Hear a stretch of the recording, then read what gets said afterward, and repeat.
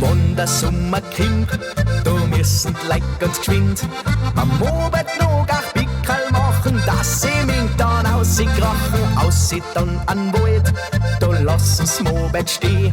Und wenn's da so da schaust, da ist beim Pfifferling geh. Ja, beim Pfifferling geh, da geht's zackrisch zu. Da steht die am Abend neben weg, ganz zeitig in der Früh. Und wenn's da ein bisschen spät drauf bist, dann sag mir das gleich, deine Pfifferling werden nimmer da sein.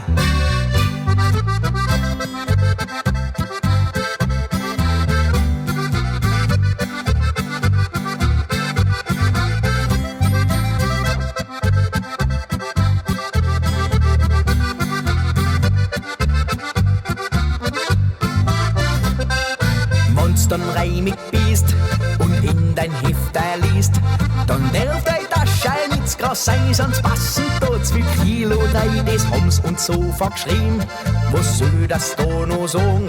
Sie haben's halt nur gut gemeint, dass mir ins Nitz viel blong. Ja, beim Pfifferling geh, da geht's zackrisch zu. Da steht die am Abend neben weg, ganz zeitig in der Früh. Und wenn's da ein bisschen spät drauf bist, dann sag mir das gleich, deine Pfifferling werden nimmer da sein. Ja, servus Hans, was geht bei dir, euer Helmut Frier? Ja, die Pfifferling war gegangen. Ah, da brauchst du nicht mehr zu viel da. Da bin ich nicht aufgegangen.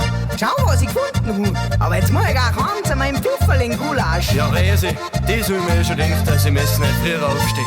Und wenn's da ein bisschen spät drauf bist, dann sag mir das gleich, deine Pfifferling werden nimmer da sein. Ja, beim Pfifferling geh, da geht's zackrisch zu. Da steht die am Abend neben weg, ganz zeitig in der Früh. Und wenn's da ein bisschen spät drauf bist, dann sag mir das gleich, deine Pfifferling werden nimmer da sein.